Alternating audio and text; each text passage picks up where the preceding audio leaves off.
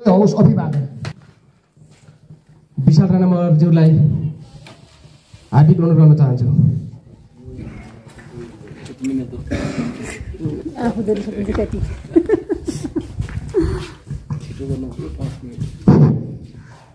धन्यवाद कार्यक्रम सञ्चालक भाइ विपिन घटी मगरलाई, त्यसै गरी कार्यक्रमका सभापति महोदय भाइ खलजित बुढा मगर र योभन्दा अगाडि आफ्नो विचार प्रस्तुत गरेर जानुहुने आदरणीय अग्रज बुवा गोवर्धन थापा मगरज्यू र अन्य उपस्थित सहभागी सम्पूर्ण साथीहरू, आइएससिएपी एउटा नौलो कार्यक्रम हो। आज एउटा ऐतिहासिक कार्यक्रम हुँदैछ। यसमा जसले भाग लिनुहुनेछ आफ्नो विचार, आफ्नो धारणाहरू व्यक्त गर्नुहुनेछ। जसले जे बुझेको छ, जसले नजिकमा आफ्नो वरिपरिको समस्या जे देखेको छ त्यही प्रस्तुत गर्नुहुनेछ। सायद यो कार्यक्रम लिनुहुने भाइ खलजित बुढा मगरलाई म पुनः एकचोटि धन्यवाद दिँदै म आफ्नो प्रस्तुतिकरणलाई अगाडि बढाउन चाहन्छु। धेरै समय छैन हामीसँग।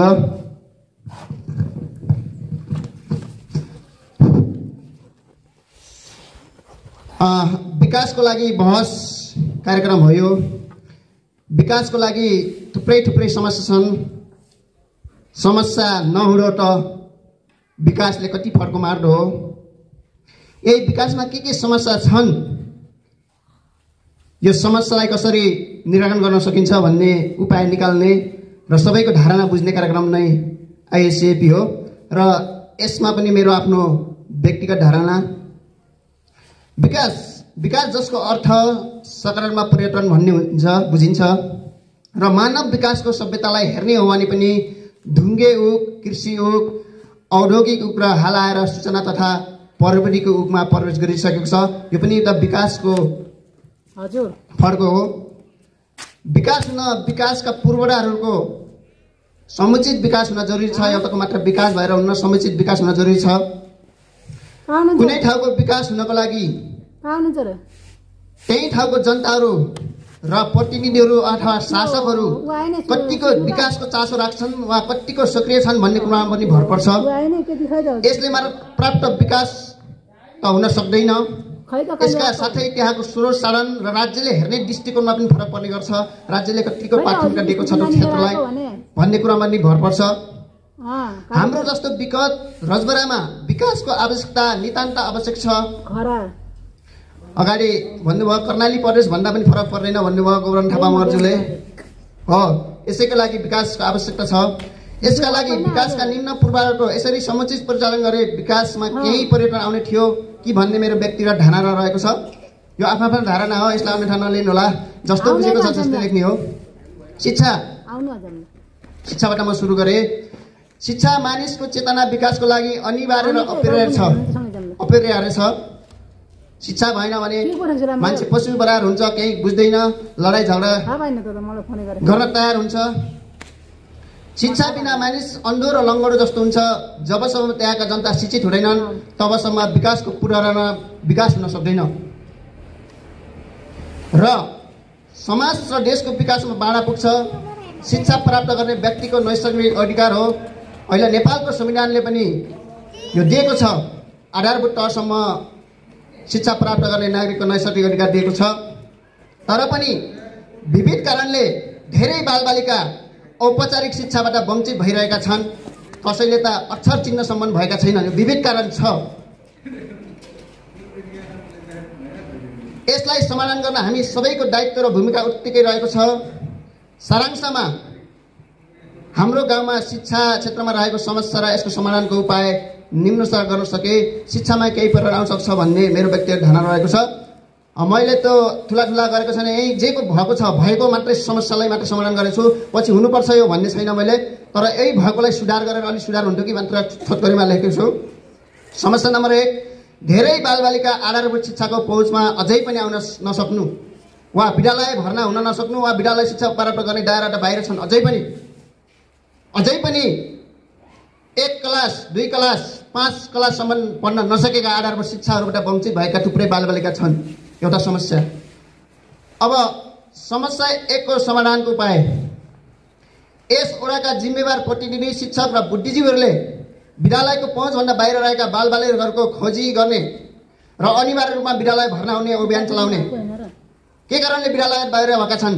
बाबुआमा सानैमा मरे होला नि, बिचरा कमाउन गए, उनीलाई भर्ना गर्ने पैसा छैन। यसले हेर्ने कसले त?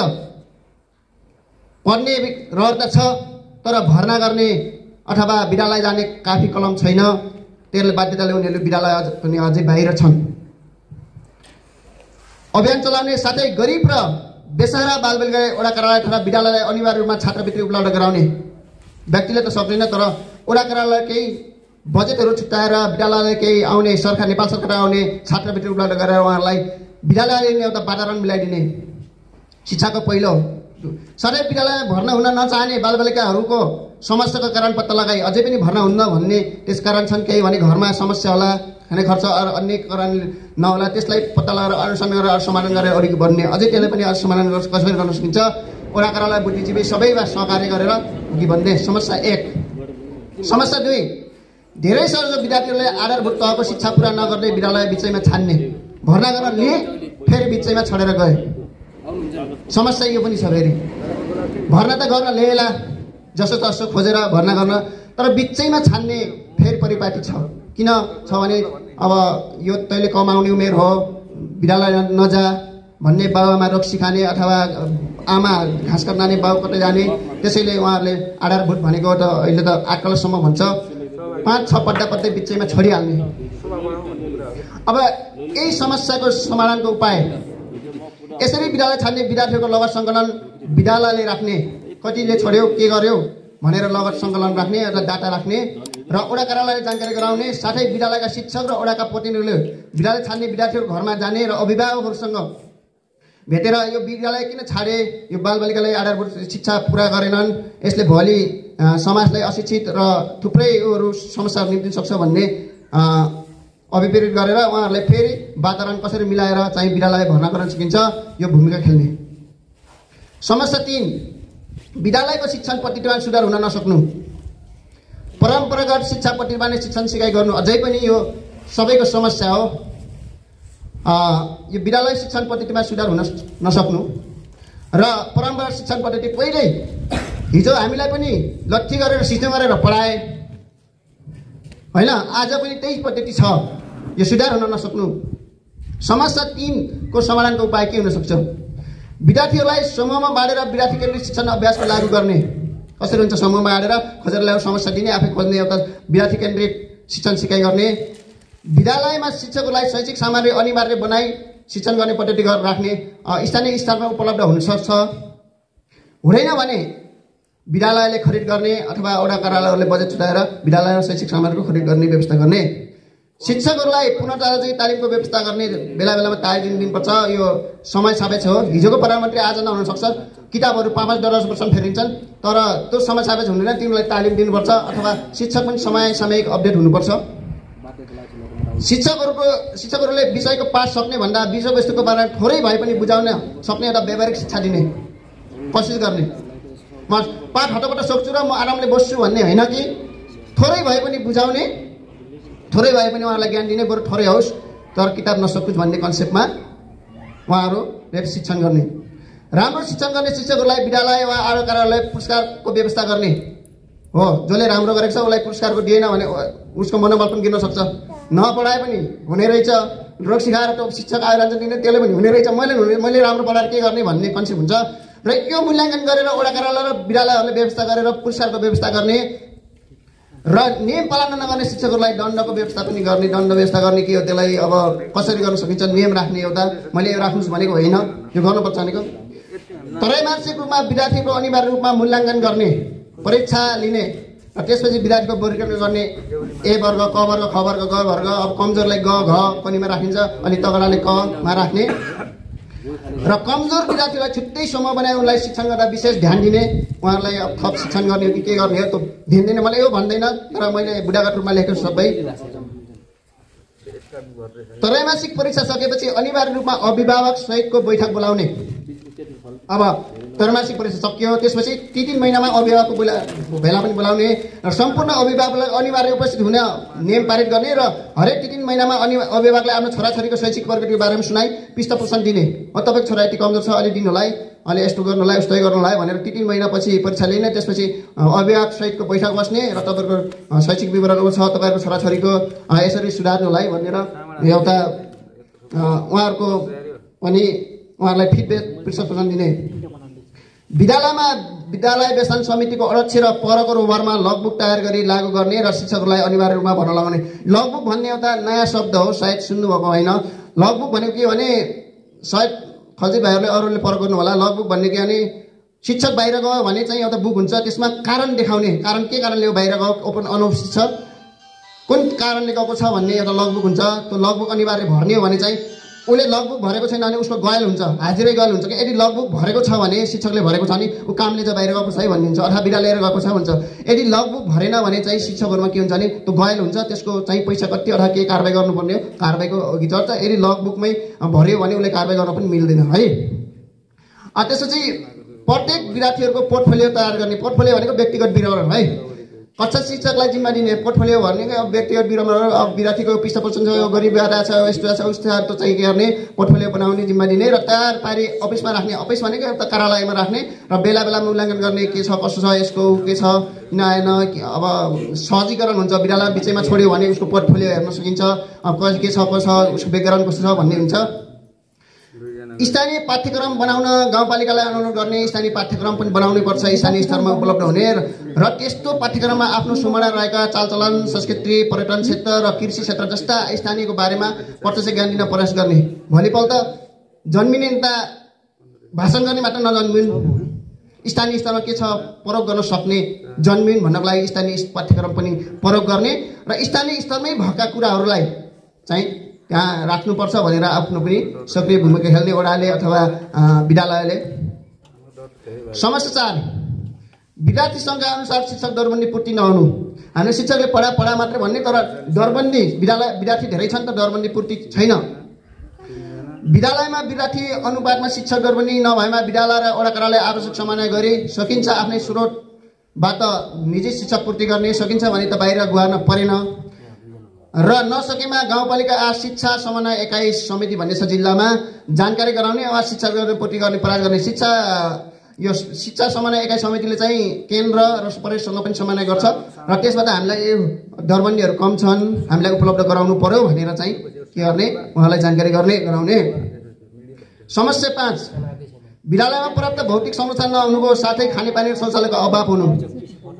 सबैको त नहोला, तर केहीको चाहिँ शौचालयहरू, खानेपानीहरू, शौचालय भए पनि पानी छैनन्, पानी नभएपछि शौचालय फोहोर हुन्छ, अनि भौतिक संरचनाहरू छैनन्, यस्तो अवस्था छ। र समाधानको उपाय, वडा कार्यालय विद्यालयको समन्वय वडामा छुट्याउने, बजेटमा भौतिक संरचना, खानेपानी, शौचालयको अति आवश्यक विद्यालयमा पुनर्निर्माण र निर्माण गर्न छुट्याउन पहल गर्ने। यदि सकिन्छ भने वडा कार्यालयमा बजेट छुट्याएर, होइन खानेपानी मात्रै हो थोरै भने वडाले नै बजेट छुट्याएर पहल गरिहाल्ने। यदि सकिन्न, वडा कार्यालय आफ्नो बजेटबाट नसके गाउँपालिका र प्रदेश सरकार अथवा केन्द्र सरकारमा माग गर्ने र विद्यालयसँग समन्वय गरेर माग गर्ने। समस्या 6, विद्यालय शिक्षाभन्दा बाहिर रहेका प्रौढहरूलाई विद्यालय शिक्षाको दायरामा ल्याउन नसक्नु है। शिक्षा 2 प्रकारको हुन्छ, औपचारिक र अनौपचारिक। यदि 15 वर्ष काट्यो भने विद्यालय आउनै मान्दैन, अब त्यस्तोले के गर्ने, शिक्षाबाट वञ्चित गर्नु त भएन। अब प्रौढ शिक्षा विद्यालयभन्दा शिक्षा बाहिर छन् भने तिनीहरूलाई पनि प्रौढ शिक्षा सञ्चालन गरेर शिक्षा दिने परिपाटी गर्ने भनेको मैले।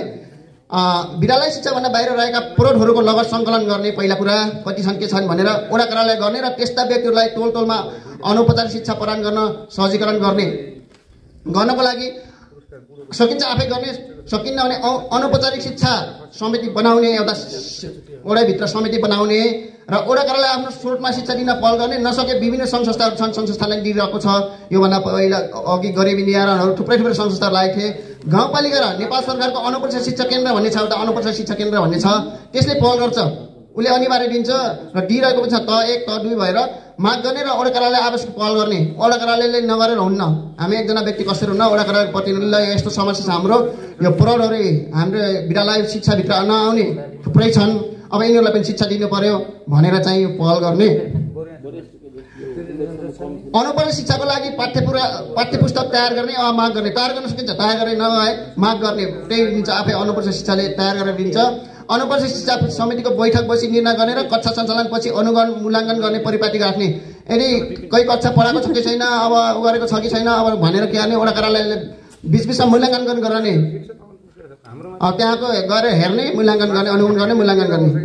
अनौपचारिक शिक्षा प्राप्त गर्नेलाई पनि तह बाँडेर प्रमाणपत्र बाँड्ने व्यवस्था अनौपचारिक शिक्षा समितिले गर्ने। यहीको अनौपचारिक शिक्षाले यो तह 1 पुरा गरिसक्यो, यो 1 क्लासमा भर्ना हुन, 2 क्लासमा भर्ना हुन के छ भनेर सिफारिस गर्ने र निश्चित तह पुरा गरिसकेपछि विद्यालय शिक्षामा भर्ना हुन सजीकरण गर्ने। त्यसपछि बिस्तारै बिस्तारै विद्यालयमा ल्याउने, तिनीहरूलाई चाहिँ भर्ना गर्ने। 4-5 वटा आउन सक्छ, 1मा पो भर्ना आउन सक्दैन थियो लास्ट। अब त्यसरी उसले अनौपचारिक शिक्षा प्राप्त गरिसकेपछि उसले प्रमाणपत्र दिएपछि विद्यालयले पनि स्वीकार्न सक्नु पर्यो। एउटा शिक्षा समितिले प्रमाणपत्र दिइसकेपछि ऊ विद्यालयमा आउन सक्छ। यति भन्दै समस्या थुप्रै छन्, तर मेरो व्यक्तिगत यही हो। अब गाउँमै भएको समस्यालाई तत्काल समस्या, यो बेसिक समस्या हो मेरो। थुप्रै अरू त मैले परिकल्पना गरेन, भएकोलाई समस्यालाई समाधान गर्ने तरिका मात्रै हो। अब स्वास्थ्यतिर जान चाहन्छु म। स्वास्थ्य मानिसको सबैभन्दा ठुलो धन हो। मानिसको स्वास्थ्य अवस्था ठिक नभएन कुनै पनि काम गर्न सक्दैन र समग्र समाज र देश विकासमा बाधा पुग्न सक्छ। यदि त्यहाँको जनशक्ति नै बिरामी छ भने, कामै गर्न सक्दैन भने, कामै गरेन भने आफै देश विकास हुने त होइन। त्यसैले स्वास्थ्य सबैभन्दा ठिक हुनुपर्छ। त्यही भएर स्वास्थ्य सबैभन्दा ठुलो धन हो। स्वास्थ्य ठिक भएपछि पैसा चाहिँ कमाइहालिन्छ भन्ने कन्सेप्ट पनि छ। स्वास्थ्य क्षेत्रको विकास र विस्तारमा नेपाल सरकार र अन्य सङ्घ संस्थाले थुप्रै लगानी गरे पनि यसको समस्याहरू अझै पनि रहेका छन्। जस्तो सुहार्याले गरिरहेको छ, सेभ द चिल्ड्रेनले गरिरहेको छ, योभन्दा अगाडि टोयलेटहरू बनाए, खानेपानीहरू दिए, न्यायहरूले बनाए, थुप्रै लगानी गरिरहेको छ स्वास्थ्य क्षेत्रमा र अझै पनि थुप्रै समस्याहरू गाउँमा छन्। स्वास्थ्य क्षेत्रमा सेवा दिने र लिने बीच समन्वय गर्न मुख्य 2 कुरालाई बढी प्रभावकारी मानिन्छ है। सेवा लिने र दुई तरिकाले अध्ययन गर्न सकिन्छ। एउटा निरोधात्मक सेवा र एउटा उपचारात्मक सेवा भनिन्छ। निरोधात्मक सेवा भनेको के भने रोग लाग्न भन्दा अघि उसले जनचेतना फैलाने। जस्तो सुहाराले कार्यक्रम के गर्छ, उसले उपचार गरेन, उसले के गर्छ, निरोधात्मक सेवा गर्छ। बालबालिकालाई पोषण खुवाउनुहोस् नत्र तपाईँको पछि रोगी हुन्छ भन्छ। अब जस्तै यही निरोधात्मक सेवाको कुरा गरेँ मैले। निरोधात्मक सेवा भनेको फोहोर पानी खानुहुन्न भनेर पहिले सचेत गराउनु निरोधात्मक सेवा हो। यदि खाइहाल्यो भने, बिरामी भयो भने त्यसलाई चाहिँ औषधि दिनु, सल्लाह दिनु के उपचारात्मक सेवा हो। 2 तरिकाले रोग लाग्नुभन्दा अघि र रोग लागिसकेपछि भन्छन् नि, त्यसैले निरोधात्मक सेवा रोग स्वास्थ्य समस्या आउनुभन्दा अघि सचेत पार्न स्वास्थ्य सम्बन्धी जनचेतना, गोष्ठी, सेमिनार, प्रचार आदि दिने शिक्षा नै निरोधात्मक सेवा हो। भोलिपल्ट तपाईँको छोराछोरी धेरै भयो भने गाह्रो हुन्छ, बन्दाकरण गर्नुहोस्, यो अस्थायी साधन प्रयोग गर्नुहोस् भन्ने एउटा पहिले शिक्षा दियो भने त्यो निरोधात्मक सेवा हो। र यदि भइहाल्यो गऱ्यो भने त्यसलाई समाधान गर्न केही खोजिन्छ, पहल गरिन्छ भने त्यसलाई उत्पादन सेवा भनिन्छ।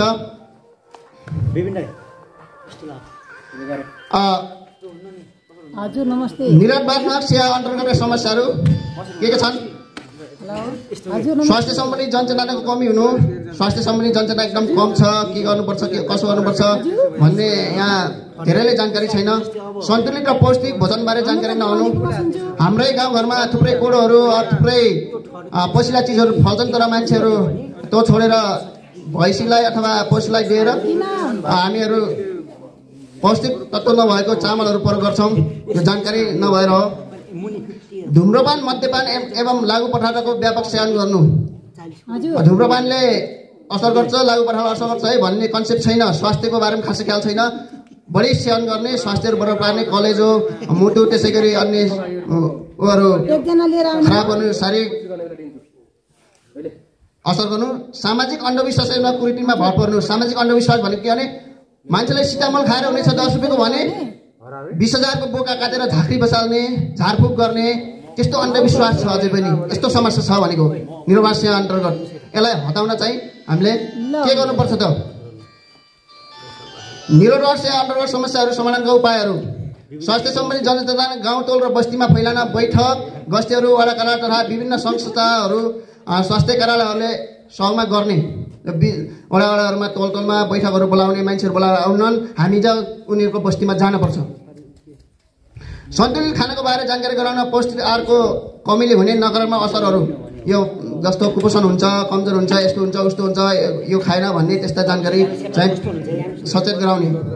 धुम्रपान तथा मद्यपानले हुने असरबारे जनचेतना फैलाउने तथा लागु पदार्थको सेवन गर्नलाई छुट्याउन त्यो लागु पडा छुटाउन आवश्यक पहल गर्ने अथवा यस्तो धुम्रपान लागु पदार्थहरू असरबारे यस्तो हुन्छ उस्तो हुन्छ भनेर जनतालाई फौलाउने र त्यस्ता लागेको व्यक्तिहरूलाई पनि छुटाउन पहल गर्ने अथवा त्यस्तो जानकारी गराएपछि कोही व्यक्ति चाहिँ अलिक सचेत हुन्छ कि लाग्दैन कि जनचेतना फैलाउने समाजमा रहेका अन्धविश्वास र कुरीतिहरूको बारे खुलेर विरोध गर्न लगाउने र त्यस्ता अन्धविश्वास र कुरीतिमा समाजमा पार्ने नकर्मा असरहरूबारे जानकारी गराउने। मैले भनिसकेँ मान्छेलाई टाउको दुखेको त 10 रुपियाँ खाली सिटामलले हुन्छ तर उसले 1500 खसी बोका काटेर ढुन्डाम झाँक्री बसेको छ उता उसको मृत्यु हुन्छ तर यतातिर चाहिँ अब उसको खर्च पनि भइरहेको हुन्छ।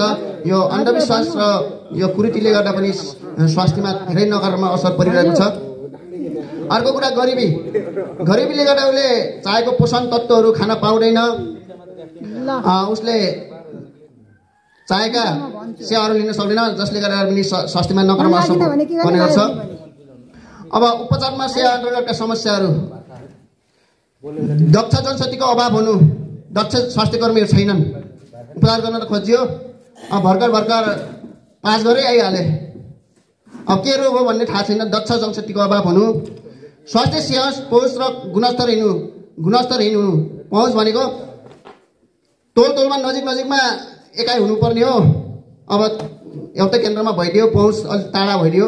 र गुणस्तरहीन हुनु भनेको सरकारीमा खासै मिल्दैन भन्ने एउटा कन्सेप्ट छ नि, अलि काम नगर्ने सामानहरू सरकारले पठाउनु अथवा अलिकति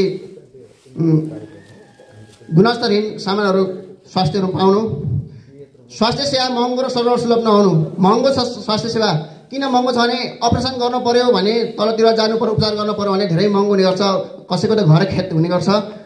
यसले गर्दाखेरि उपचार सेवा पनि यहाँ समस्या पाउन धेरै सकेको छैनन्। रोग पालेरै बसेका छन् बिचराहरू धेरै त, अब पैसै नभएर होला महँगो छ। जनसमुदायमा स्वास्थ्य सेवा सम्बन्धी जनचेतना नहुनु। अब पाउनुपर्छ स्वास्थ्यमा पाइन्छ, अब निःशुल्क चाहिँ सरकारले भन्ने जनचेतना पनि छैन। उनीहरू मेडिकलमा गए किने अब सिटामल त उसमा पनि पाइन्छ नि भनेर जाने पनि छैन। यहाँ गएपछि अब नजिक पर्छ भन्ने एउटा जनचेतना छ। अब उपचार सेवाको समस्याको समाधान टोलहरूको पाएक पर्ने ठाउँमा सामान्य स्वास्थ्यकर्मीको व्यवस्था गरी आवश्यक कर्मचारीको व्यवस्था गरी स्वास्थ्य सेवा दिने। अब सामुदायिक एकाइ मात्र खोलेर त हुन्न, त्यहाँ पनि आवश्यक कर्मचारीहरू पूर्ति गरेर स्वास्थ्य सेवा दिने। निःशुल्क वितरण गर्ने औषधि बाहेक अति आवश्यक औषधि वडा कार्यालयले खरिद गरी सशुल्क रूपमा वितरण गर्ने व्यवस्था मिलाउने। यदि सरकारबाट पाइन्छ त्यो पाइन्न भने अति आवश्यक वडा कार्यालयले आफ्नै बजार छुट्याउने र उनीहरूलाई त्यही रेटमा त्यही ठाउँबाट उहाँहरूलाई उपलब्ध गराउने व्यवस्था मिलाउनुपर्छ, ताकि सानो औषध मिलाउने मान्छे बिजुवार नगाउन्, ताकि सानो कारणले गर्दा अझै धेरै खर्च ननिक्लोस्। आम नागरिकले स्वास्थ्य सेवा पाएको सुनिश्चित गर्न बेला बेलामा वडा प्रतिनिधिले सेवागारीसँग प्रश्न सोध्ने र सेवा पाउन ढिला अल्ताल गरेको पाइमा सेवा प्रदान गर्ने पहल गर्ने। अब जनताले सेवा पायो कि पाइन भन्ने हेर्नु त को हो त? जनप्रतिनिधि यहाँका उहाँहरूले चाहिँ बेला बेलामा तपाईँहरूले सेवा पाउनु भएको छ, कस्तो छ तोलमा यो स्वास्थ्य सामुदायिक सेवाले कस्तो सेवा दिएको छ, तपाईँहरूलाई सन्तुष्टि हुनुहुन्छ भनेर बेला बेलामा नागरिकहरूलाई भेटघाट गर्ने, घर गएर सोध्ने, केही पाउनु भएको छैन भने किन पाउनु भएन भनेर आफूबाट गर्ने पहल गर्ने। कुनै ठुलो रोग लागेर उपचार गर्न गाह्रो भए वडा कार्यालय पहलमा सब जुटाउन मद्दत गर्ने अथवा आफ्नै उसमा पनि एउटा आकस्मिक कोष हुन्छ, त्यस्ता गरिब छन् भने त्यस्ता रोग पालेर बसिरहेका छन् भने तिनीहरूलाई पनि आवश्यक सहयोग जुटाउन पहल गर्ने। सुत्केरी हुन नसकी रिफर गर्नुपर्ने भएमा आवश्यक केही आर्थिक सहयोग गर्ने एउटा अक्षय कोषको निर्माण गर्ने, आमालाई बचाऊ भन्ने अभियान चलाउने। कोही गरिबहरू चाहिँ अब सुत्केरी भएर रिफर गर्नुपर्ने भयो, उहाँसँग पैसा हुनु भने मैले धेरै रोएको देखेको छु। उहाँ त्यस्तो छ भने एउटा अक्षय कोष आफैबाट सुरु गर्ने, 10,000 20,000 दिएर यस्तो अक्षय कोष निर्माण गरेर उहाँहरूलाई पनि केही सहयोग बजेट छुट्याउने। निःशुल्क सरकारी सेवा लिन सम्पूर्ण आम नागरिकलाई टोलमा गएर आह्वान गर्ने, जनचेतना फैलाउने। ल शुल्क पाइन्छ है, हाम्रै लागि आएको हो, अस्थायी साधनहरू यहाँ पाइन्छ, त्यसै गरी औषधिहरू यहाँ पाइन्छ, ल यस्तो थरीका औषधिहरू पाइन्छ, तपाईँहरू यहाँ जानुहोस्, अब मिले छैन भने म गाउँपालिका अथवा स्वास्थ्यसँग म समन्वय गरिदिन्छु भनेर आफै अध्यक्षहरू अथवा जिम्मेवारी व्यक्तिहरू चाहिँ जनचेतना फैलाउने, टोलमा जाने। यो बाहेक अरू पनि होला। यति फेरि म अर्को यातायाततिर जान चाहन्छु। यातायात भनेको एक ठाउँबाट अर्को ठाउँ जाने कार्य नै यातायात हो र यस्ता एक ठाउँबाट अर्को ठाउँ लैजाने कार्य गर्ने साधनलाई यातायातका साधन भनिन्छ र यातायात मुख्य 3 तरिकाबाट हुने गर्छ। एउटा जल यातायात, पानी यातायात सञ्चालन हुन्छ, जुन ठुला हामी पानी जहाजहरू देखिरहेका छौँ तर देखेका छैनौँ, उसमा हामी देख्न सक्छौँ। त्यसैगरी वायु यातायात, आकाश हावामा सञ्चालन हुने हवाईजहाजहरू, त्यसैगरी स्थल यातायात, जमिनमा सञ्चालन हुने यातायातका समस्याहरू थुप्रै छन्। यी समस्याहरू मोटर बाटो उचित तरिकाले मर्मत सम्भार हुन नसक्नु, सबै ठाउँमा मोटर बाटो पुग्न नसक्नु, म छिटो भन्छु व्याख्या गरेन, सबै ठाउँमा मोटर बाटो पुग्न नसक्नु, मोटर बाटोको लेभल नमिल्नु वा उकालो वा ओह्रालो बढी हुनु। हिजो ओह्रालोले भन्नुहुन्थ्यो नि प्राविधिक आफै भन्छन् आफ्नो घर जान लाग्यो भने त यता लाउनुहोस् भनेर प्राविधिकले सिधा लगेको हुन्छ, तर उहाँहरूले व्यङ्ग्य ट्याङ्ग्य गर्नुहुन्छ। समस्या त छ। मोटर बाटोको लेभल नमिल्नु वा उकालो ओह्रालोको बढी मात्रा हुनु, खोला लामा पुल अझै पनि बन्न नसक्नु। मैले धेरै हुने भएर छिटो भने यातायात समस्याको समाधानहरू, मोटर बाटोको मर्मत गर्दा नाली सहितको मोटर बाटो बनाउने अभियान ओडाले चलाउने, मोटर बाटो बनायो भने नाली अनिवार्य बनाउने एउटा अभियान चलाउने, मोटर बाटो धेरै उकालो र ओह्रालोमा बढी पानीले क्षति पुर्याउने एउटा सकभर सिधा बनाउन पहल गर्ने, रोड स्टेट अभियान चलाउने, मिसन रोड स्टेट भन्ने, मोटर बाटोको खोल्साहरूलाई व्यवस्थित गर्ने, होम पाइप र पक्की नालीबाट खोल्साहरूको व्यवस्थित गर्ने, मुख्य मोटर बाटोलाई पहिलो पाठ्यमा राखी पक्की नाली सहितको थोरै भए पनि फराकिलो बाटो बनाउने।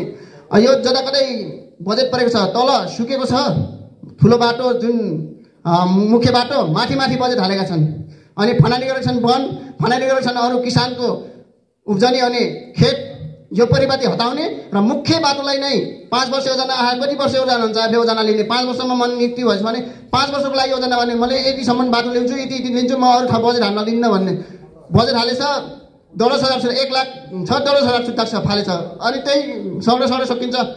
त्योभन्दा पनि 1 लाखै ठुलो ठाउँमा ठुलो एउटा मुख्य सडकमा हालेको भए त 1 लाखले धेरै काम गर्थ्यो नि। एक मुठी बालुवा समुद्रमा फाल्ने कता हराउँछ, एक मुठी चाहिँ अलि उगाउने। त्यही भएर यो चाहिँ परिपाटीलाई बन्द गर्ने, सकभर मुख्य सडकलाई नै थोरै भए पनि निर्माण गर्दै पक्की वाल सहित एकदम व्यवस्थित गर्ने, दिगो विकास गर्दै ल्याउने।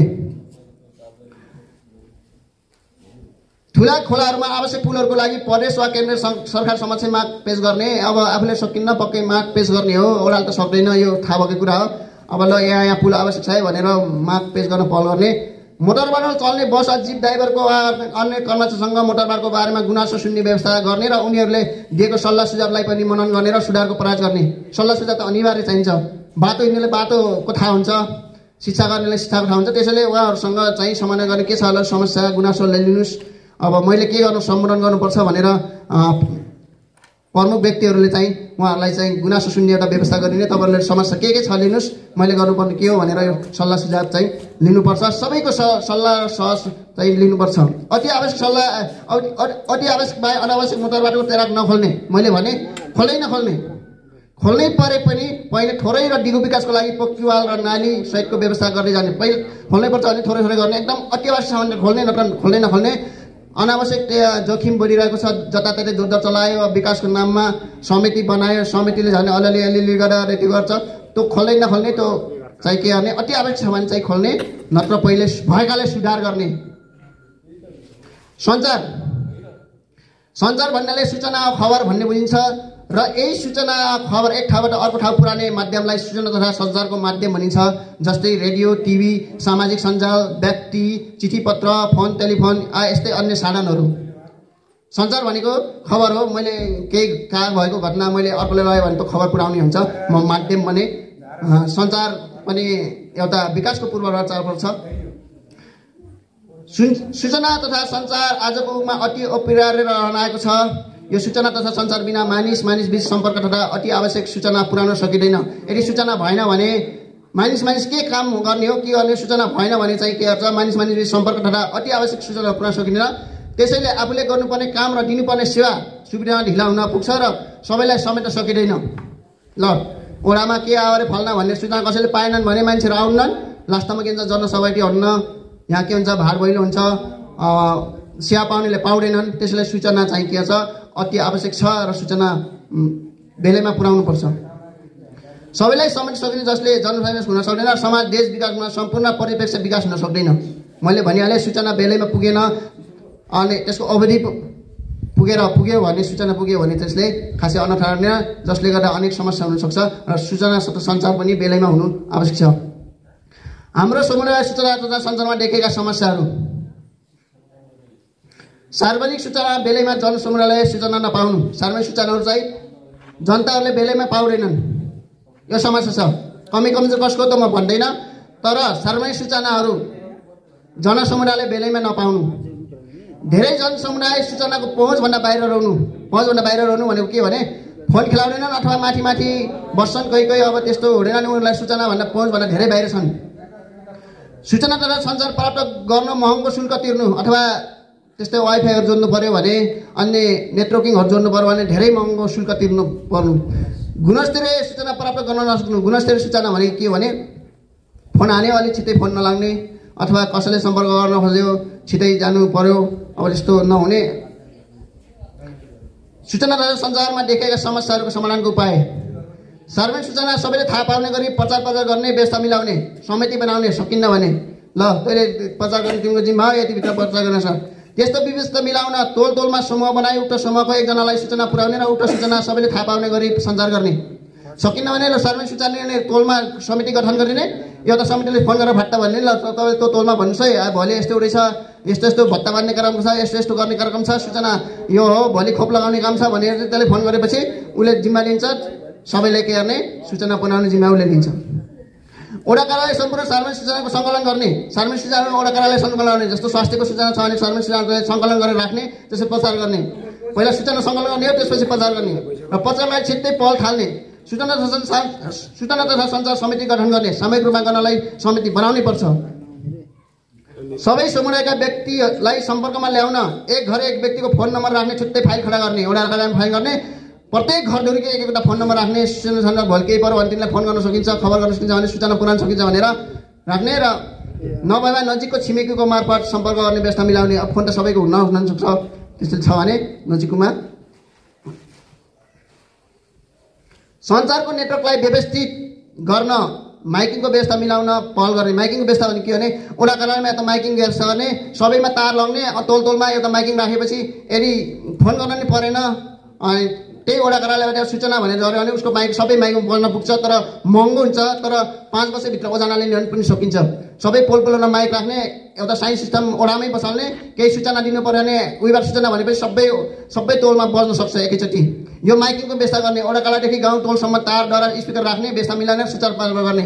यो सूचना प्रवाह गर्ने एउटा व्यक्तिगत अथवा यहाँ गाउँको लागि अलिक छिटो प्रवाह गर्ने तरिका पनि हुनसक्छ मेरो विचारमा है। नेपाल टेलिकमको नेटवर्क बाहेक विकल्पको रूपमा अन्य एनसिएल र अन्य सञ्चारका साधनहरू पनि सुझाव गर्ने विकल्प के छन् भने सम्पूर्ण उहरूलाई पहल गर्न खोजी गर्ने। अब अरू के राख्न सकिन्छ, यो एनटिसी मात्रै भोलिपल्ट केही अवरोध भयो भने अरू पनि व्यवस्था गर्न सकिन्छ कि भनेर एनसिएल र अन्य सञ्चारका साधनहरू पनि प्रवाह गर्ने, जोड्न आफूले पहल गर्ने, के छन् भनेर खोजी गर्ने। सूचना प्रवाह गर्ने अन्य विकल्पहरू के छन् भने सम्पूर्ण जनसमुदायको राय सल्लाह सुझाव सङ्कलन गर्ने र मनन अनुसार गर्ने। जनताको राय नलिकन विकास गर्न सकिँदैन, त्यसैले सामूहिक रूपमा के छन् सल्लाह सुझाव ल ल्याउ युवाहरू के छन्, अब मैले गर्नुपर्ने के छ भनेर आफूले के गर्ने राय सल्लाह सुझाव सङ्कलन गर्ने। वाइफाई लगायत अन्य नेटवर्क केबलहरू सिङ्गो वडा तथा गाउँपालिका परिसर रूपमा कम मूल्यमा जोड्न सक्ने गरी पहल गर्ने। जसले सस्तो दिन्छ गाउँपालिकाभित्र वडापालिका त्योभित्र किन सस्तो हुनसक्छ, अलिक बढी भयो मूल्य सस्तो हुनसक्छ, को छन् तिनीहरूलाई प्रतिशत लगाएर के गर्ने जोड्न चाहिँ पहल गर्ने। यहाँ त केस कमिसन जसले दिन्छ उसले जोड्न पहल गर्ने छ, तर यहाँ प्रतिस्पर्धा गरेर जसले कममा जोड्न सक्छ वडाहरूमा गाउँटोलमा अरू युवाहरूले जोड्न सक्छ नि त, त्यसो गरेर पहल गर्ने। यहाँ त के छ भने जसले बढी कमिसन दिन्छ उसको जोड्ने पहल गर्ने छ, यहाँ त जसले कम दिन्छ त्यसलाई के गर्ने जोड्न पहल गर्ने। सेवामुखी भन्दा जनताको नाफामुखी भन्दा सेवामुखी बनाउन पहल गर्ने। आफूले नाफामुखी भन्दा जनताको सेवामुखी होस्, जनताले सेवा पाउन् भन्नेतिर पहल गर्ने। अब कृषि तथा पशुपालन र खाद्य उत्पादन क्षेत्र। भूमिमा श्रम गरी अन्न बालीहरू सागसब्जी लगायत अन्य बालीहरू उत्पादन गर्ने कार्य नै कृषि हो र यस्ता कृषि कार्य गर्ने व्यक्तिलाई नै कृषक भनिन्छ। गाई भैँसी कुखुरा माछा लगायत अन्य पशुहरूको पालन गर्ने पशुपालन हो।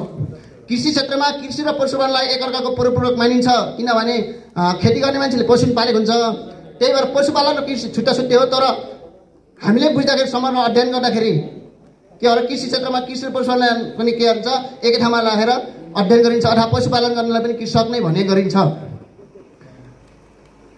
कृषि कार्य एउटा समाज र देशको निकै महत्त्वपूर्ण क्षेत्र हो, जुन समाज विकासको एउटा उप मध्ये कृषि भनेर पनि चिनिएको थियो। ढुङ्गे कृषि हुँदै गएको थियो, त्योमा पनि चिनिएको थियो। त्यसैले कृषि एकदम महत्त्वपूर्ण हो। कृषकले अनाज उत्पादन नगरे पनि हामीले खानै पुग्दैन, त्यसैले देश विकास गर्न पनि एउटा के हुन्छ, गाह्रो हुन्छ। धेरै कुरा गरिन म यहाँ लेखेको छु। हाम्रो समाजमा कृषि क्षेत्रमा देखिएका समस्याहरू। बुढाका टुङमा सरस्वती भने परम्परागत खेती प्रणालीमा निर्भर रहनु, पुरानै खेती प्रणालीमा निर्भर गरेर खेती गरिरहेका छ। अझै पनि किसानलाई मल बिउबारे पर्याप्त जानकारी नहुनु, ज्ञान नहुनु। मल त के गर्छन् बिचराहरू, भैँसी बाँध्छन्, छर्छन्, अनि के गर्छ, मल उडेर जान्छ, अनि मल लाग्दैन, त्यहाँ पिसाबबाट लागिरहेको हुन्छ। जमिन पनि पिसाब जान्छ, त्यो पिसाब लागिरहेको हुन्छ। मल चाहिँ के गर्छ, सबै उडेर जान्छ, त्यहाँ भएको ग्यासहरू उडेर जान्छ। अनि के गर्छन्, उनीहरूले त्यसैमा बिउ छर्छन्, त्यसपछि खासै उत्पादन हुँदैन।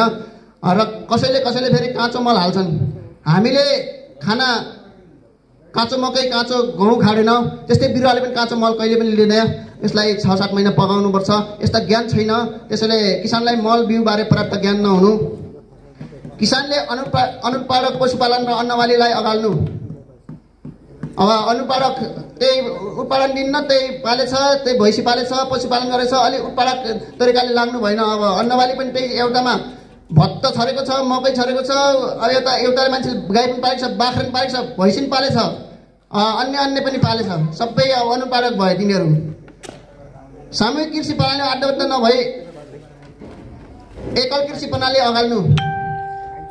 अब मान्छे छुट्यो भने त त्यसले पनि एउटा भैँसी लगेर जान्छ। अब त्यही हो, अब सामूहिक भावना छैन। अब त्यसैले एकल कृषि प्रणाली लिएर पनि हाम्रो समस्या छ। सबै कृषि गर्ने किसान वन क्षेत्रमा नै निर्भर रहनु। वन मासिले गएको सबै वनमा हेर्नुहोस्, हिउँदाभरि हामी दाला काट्छौँ, सबै वनमा दाला काट्छौँ। वनकै भर हो। मेरो घरको पनि वनमै गएको छ, अर्को घर पनि वनमै गएको छ, अर्को पनि घर वन गएको छ।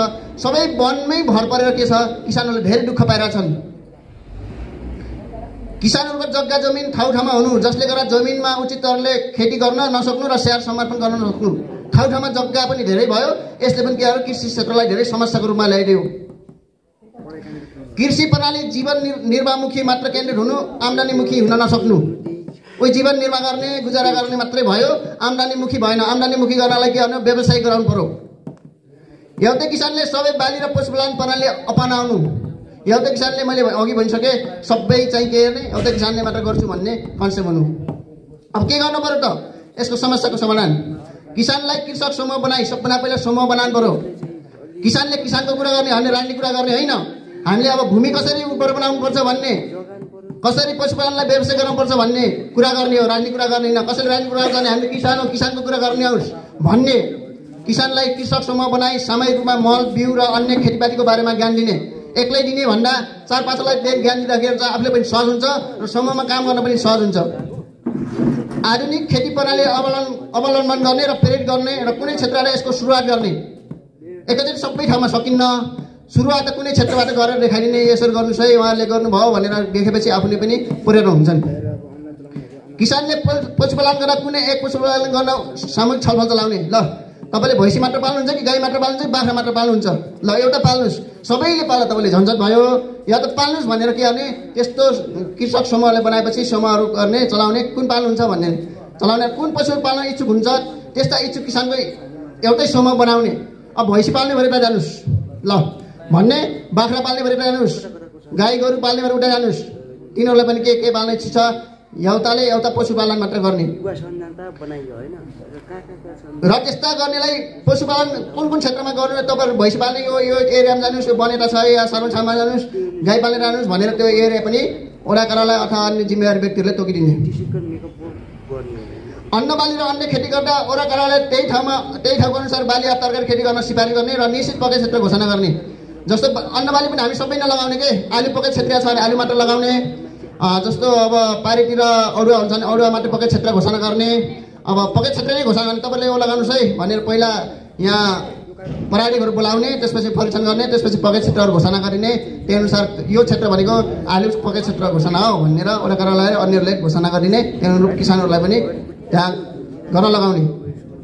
ठाउँको जग्गा जमिनलाई सकभर एक बनाउन प्रयास गर्ने सकभर धेरै ठाउँ छ भने सत्ता पत्ता गरेर हुन्छ के गरेर मिलाएर हुन्छ सबै त सम्भव नहोला त्यही पनि सकिन्छ भने हामी अब धेरै गाह्रो भयो तपाईँले त्यतै गर्नुहोस् म यता गर्छु भनेर कसरी मिलाउनुहुन्छ यो मिलाउने प्रयास गर्ने कृषकले उत्पादन गरेको पशु तरकारी अन्य कृषिजन्य वस्तुहरू बजारीकरण गर्न पर्यो नि उत्पादन गरेर मात्र भएन अब टन्ने बाख्रा उत्पादन गर्न भैँसी उत्पादन गर्न मात्र भएन भैँसीको दुध उत्पादन गर्न मात्र भएन यसलाई बजारीकरण गर्नको लागि वडाकाराले एउटा सङ्कलन केन्द्र स्थापना गर्ने सङ्कलन केन्द्र भनेर एउटा राखिने उसले किसानबाट खरिद लिन्छ त्यसपछि उसले बजारीकरण सबले एक टनले 10वटा हुन्छ 20वटा हुन्छ 1 करोड हुन्छ सङ्कलन केन्द्र भनेर राख्ने त्यसपछि उसले चाहिँ बजारीकरण गर्न तलतिर लग्ने चाहिँ ओडाले जिम्मेवारी लिने उसले चाहिँ यहाँ वडाकाराले सङ्कलन केन्द्र किसानको सङ्कलन केन्द्र भनेर उसले राखिने किसानबाट उसले जस्तो मसँग बाख्रा छ भने मलाई भोलिपल्ट छोरालाई भोलि नै के गरे पैसा चाहियो भने मैले बेच्न त थाहा छैन घर आइहाल्दैन सङ्कलन केन्द्रमा जति लगे पनि मैले लगाएपछि मेरो माल छ भने अथवा मेरो बाख्रा अथवा बोका छ भने मैले त्यहाँ लगाएँ भने मलाई पैसा दिइहाल्छ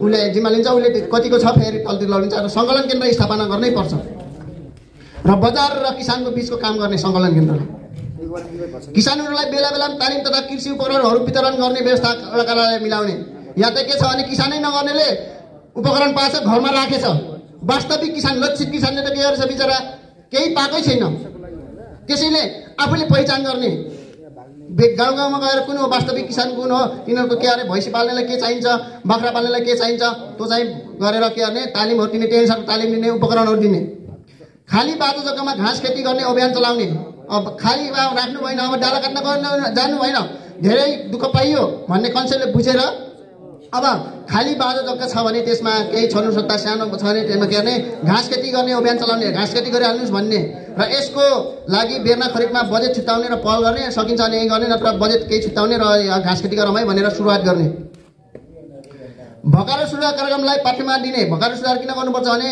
मल र यो पिसाबहरू खेर जान पाउँदैनन् त्यसैले मलको अभाव हुन सक्दैन एउटै भैँसीले चाहिँ धेरै मल पिसाबहरू दिन सक्छ भकारो सुधार गरेपछि र मल बिउ उत्पादनको सम्बन्धी तालिम दिने मल यसरी छर्ने बिउ यसरी हाल्ने यसरी राख्ने भण्डारण गर्ने भन्ने किने बेला बेलामा तालिम दिने किसानहरूको गुनासो सुन्न वडाकारामा कृषक समिति गठन गर्ने कृषक समिति गठन गर्नै पर्यो किन किसानले किसानको कुरा गर्ने हो राजनीतिले राजनीति कुरा गर्ने हो यहाँ त के छ सबैले एउटै गर्न खोजेको एउटै व्यक्तिले किसान गर्न खोजेछ राजनीति गर्न खोजेछ शिक्षक गर्न खोजेछ अनि कहाँ हुन्छ हामी त किसान हो किसानको कुरा गर्छौँ हामी उन्नति हुन चाहन्छौँ जताबाट पनि पैसा कमाउन चाहन्छौँ भनेर के गर्ने र कृषक समिति गठन गर्ने किसान समितिले किसानहरूको समस्या लिएर आउँछ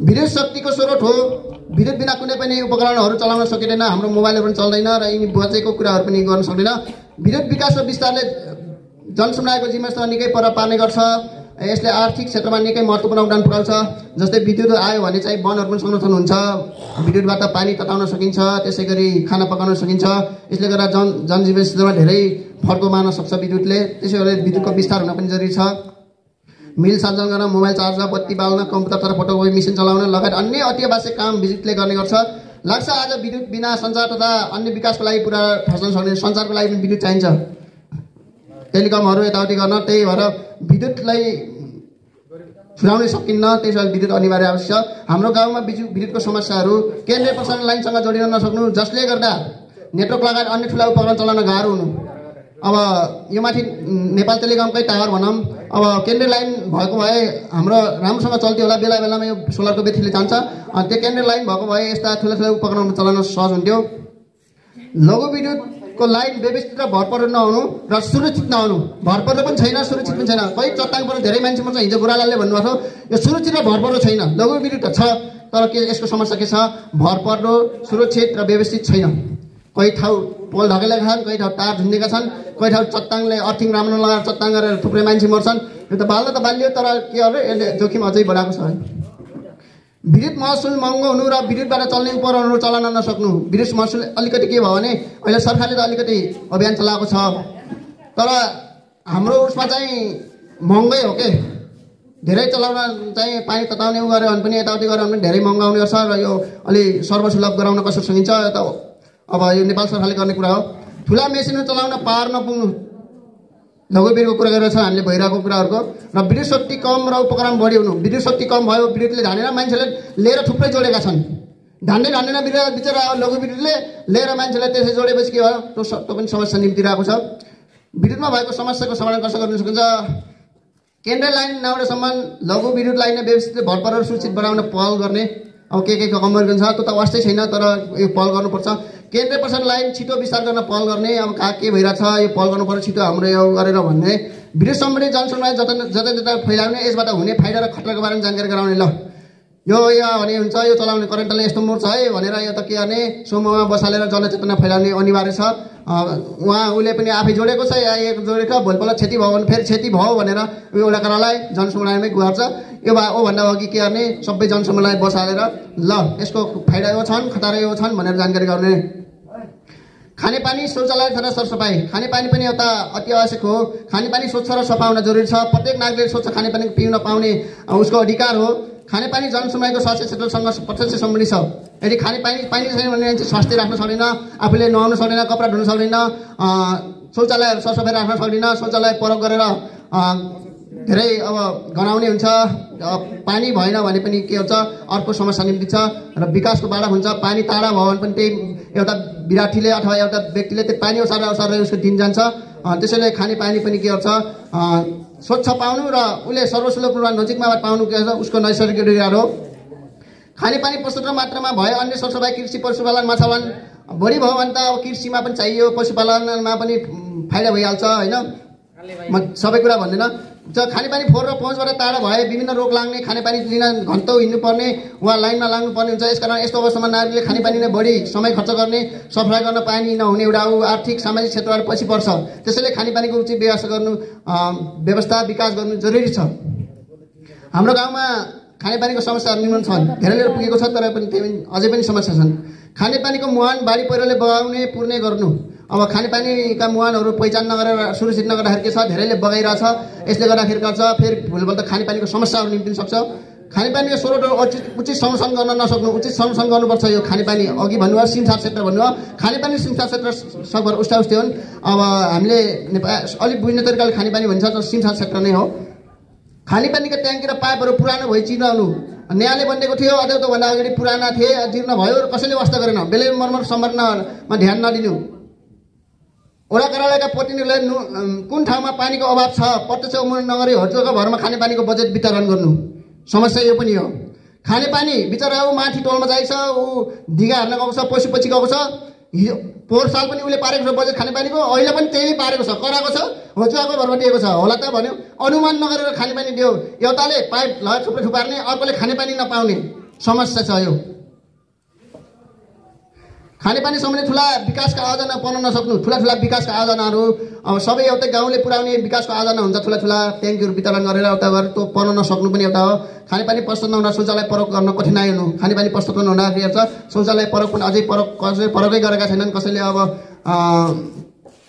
त्यत्तिकै राखेका छन् शौचालयहरू यसले खानेपानीको समस्याले गर्दाखेरि समस्या निम्तिको हो खानेपानीमा देखेका समस्याहरू समाधान गर्नका उपायहरू खानेपानीको मुहानलाई उचित किसिमले सुरक्षा व्यवस्था संरक्षण गर्ने अथवा त्यसलाई तारबार लगाएर हुन्छ कि अथवा त्यसलाई पहिरोले लग्न लागेको छ भने तार जाली लगाएर हुन्छ कि गर्छ त्यस्ता मुहानलाई पहिचान गर्ने र सुरक्षित गर्ने खानेपानीको अति आवश्यक वस्तुहरूको प्रत्यक्ष रूपमा अवलम्बन गर्ने प्रत्यक्षमा आफै गएर अवलम्बन गर्ने कहाँ खानेपानीको चाहिएको छ कहाँ खानेपानीको अभाव छ त्यस्ता वस्तुहरूमा वडा कार्यालय पुर्याउन सक्छ भने आफै पहल गर्ने सकिन्न भने गाउँपालिका प्रदेश सरकार र अन्य सङ्घ संस्थालाई सचेतन गर्न पहल गर्ने अरू संस्थाले पनि गर्छ योभन्दा अघि नेपाल स्वास्थ्यलाई खानेपानी न्यायले गरेको थियो त्यसपछि पश्चिम नेपाल खानेपानीले पनि गरेको थियो यस्ता संस्थाहरू छन् यस्ता आफूले सकिन्छन् गर्ने सकिन्न भने संस्थाहरूमा पहल गरिने यहाँ खानेपानीको छैन भन्ने गर्ने पुराना जीर्ण भएका खानेपानीको ट्याङ्की पुनः मर्मत गर्न पहल गर्ने ट्याङ्की मर्मत गर्यो भने के फाइदा हुने रहेछ भने पाइप हाल्न पर्ने पाइप त्यही समय छ नत्र फेरि त्यो पुनः जीर्ण भएर सकियो भने चाहिँ फेरि पुनः मर्मत गर्न चाहिँ खर्च लाग्छ त्यसैले पुनः मर्मत गर्न बेलैमा पहल गर्ने कुनै मुहानहरू पानी सुक्दै गएको छ भने त्यसको विकल्पमा अन्य मुहानको खोजी गर्ने खानेपानीको समस्याहरूको बारेमा आम नागरिकसँग छलफल गर्ने परामर्श गर्ने के समस्या छ तपाईँहरूको ल भन्नुहोस् भनेर समस्या परामर्श गर्नै पर्यो जनताबीच जानै पर्यो अब लास्ट धेरै लामो भयो भन्नु होला अर्को सुशासन भनेको के भने असल शासन भन्ने बुझिन्छ जो शासकहरूले राजनीति गर्छन् राजनीति मेलमिलाप भयो भने मात्र समाजको विकास हुने हो नि त हामीले अरू विकास थुप्रै छ तर राजनीतिक झैझगडा छ खिचाटानी छ भने कहिले पनि विकास हुन सक्दैन त्यसैले सुशासन पनि के हो विकासको एकदम अभिन्न अङ्ग हो सुशासन भन्ने अशासन जनताको मर्म भावना अनुरूप काम गर्नु नै सुशासन हो। अर्थात् कानुनको परिपालन गर्दै जनताको सेवा गर्नु सुशासन हो। जनताले काम छिटो पाए कि पाएनन्, जनताले राज्यबाट पाउने सेवा सुविधा पाए कि पाएनन् भनेर राम्रोसँग आफूले हेर्ने काम नै सुशासन हो। यसमा जनप्रतिनिधिको दुःख मर्म भावना अनुसार जनप्रतिनिधिले जनताको दुःख मर्म भावना अनुसार बुझ्न सक्ने केही कमजोरी भए जनताको माझमा क्षमा माग्ने, जनताले पाउने सेवा सुविधाको छिटो छुट्यो गुणस्तर बिना झन्झट उपलब्ध गराउने कार्य गर्न सक्नु सुशासनको दायराभित्र पर्छ। जनता र देश र समाजको विकास गर्न नेतृत्वकर्तामा सुशासन अनिवार्य आवश्यक छ। सुशासन होइन भने घमण्डी भयो भने त के हुन्छ, गाउँ कुनै पनि हालतमा विकास हुन सक्दैन। सुशासनले प्रतिपक्षसँग पनि अङ्कमाल गरेर अघि बढ्नुपर्छ भन्ने एउटा सन्देश सोच मान्यता राख्छ। मलाई अवरोध भन्ने हात मिलाएर हात गोजीभित्र हाल्ने नमिलाउन गर्ने, अनि त्यस्तो सोच मानेर राख्नु हुँदैन। तसर्थ हरेक शासक र प्रतिनिधिहरूमा सुशासन हुन जरुरी छ। हाम्रो गाउँका प्रतिनिधिहरूमा देखेको सुशासनको समस्याहरू, जनताको बिचमा गएर जनताको समस्या पहिचान गर्न नसक्नु, प्रतिपक्ष सरकार बाहिरका जडिन दलसँग समय गर्न नसक्नु, सुशासन सम्बन्धी ज्ञानको कमी हुनु, जनताहरू अशिक्षित हुनु, अशिक्षित जनताहरू पनि आफ्नो हक अधिकार र कर्तव्यबारे ज्ञान नहुनु, वास्तविक लक्ष्य समूहलाई सेवा पुर्याउन नसक्नु। वास्तविक लक्ष्य भनेको किसानले नै पाउनु पर्ने हो सेवा सुविधा, तर अर्कोले पाइदियो। आफ्नो क्षमता र दक्षता जिम्मेवारीमा खासै चासो नलिनु। आफ्नो जिम्मेवारी के हो, दक्षता के हो, म गरे पनि हुन्छ नगरे पनि हुन्छ भन्ने कन्सेप्ट भयो। सुशासनमा दिएको समस्याको समाधान गर्नका लागि जनताहरूको वास्तविक समस्या पहिचान गर्न गाउँ बस्तीमा पुग्नुपर्ने, यहाँ बसेर देखिन्न। प्रतिपक्ष सरकार बाहिर राजनीतिक दल रहे पनि बैठकमा बोलाएर राय सल्लाह सुझाव लिने प्रयास गर्ने, सबै मिलेर गर्ने हो त भन्ने, तर बैठकमा नबोलाउने, हात मिलाउन नआउने, हात लुकाउने।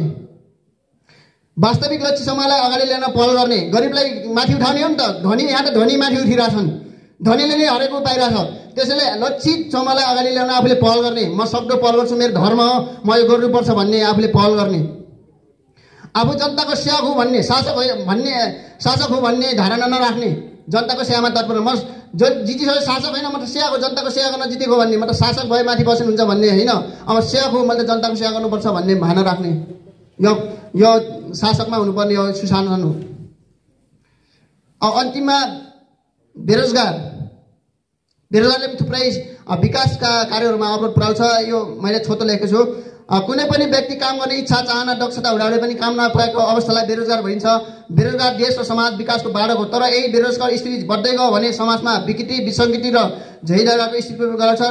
त्यसैले बेरोजगार समस्याहरू समाधान गर्न केही कदम चाल्नु अनिवार्य छ, आजको आवश्यकता पनि छ। भोलि यही व्यवस्थित गरेको भने राजनीतिभित्र खिचातानी हुने कारण पनि के हो, बेरोजगारकै समस्या हो। यदि युवाहरू सबै आफ्नो काममा छन्, यहाँ झगडा हुँदैन, यहाँ राजनीतिक कुरा हुँदैन, यहाँ बेरोजगारै भएको कारणले पनि यो समस्या निम्तिको हो। हाम्रो गाउँमा देखेको बेरोजगारको समस्याहरू, बेरोजगार युवाहरू विदेशमा गएर रोजगार गर्न जान खर्च जो गर्न नसक्नु। म बेरोजगार भए विदेश जान्छु भन्दा पनि मसँग पैसा छैन, जो गर्न सकिन्न, त्यो समस्या भयो। एउटा गाउँमा केही काम नपाएर कुलरमा फस्नु। अब बेरोजगार भए मान्छे धेरै कुलरमा फस्छ, झैझगडा गर्ने अवस्था, हिँड्ने अवस्था आउनु, केही गर्ने सोच विचार र जाँगर भएको युवा खालि बेरोजगार बस्दा आर्थिक समस्या भए मानिस डिस्प्रेसनमा फस्नु, आफ्नै घर परिवारसँग झैझगडा गरिरहनु, पैसा लिए भन्नुहुन्छ, बेरोजगार छ बाबुआमासँग, तैँले त कमाउने उमेरमा मलाई दिने हो र किन माग्छस् भन्ने यस्तो झैझगडा गरिरहनु, चोरी डकैती किरा लगात बढ्दै जानु, बेरोजगारले निम्ताएको हो।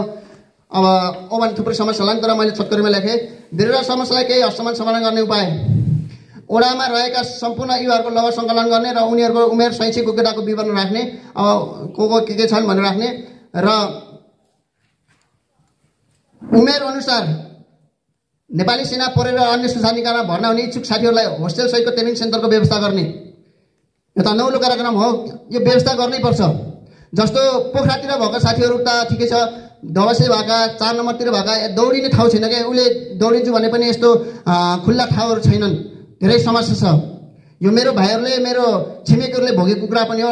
र ट्रेनिङ सेन्टर चलाउने त केही बजेट छुट्याउने, युवाहरूलाई आकर्षण गर्ने, भोलिपल्ट जागिर खायो भने सेना परिवार जागिर 1-2 महिनाको तलब दिइहाल्छन्, फेरि अर्कोले सहज पाउँछ।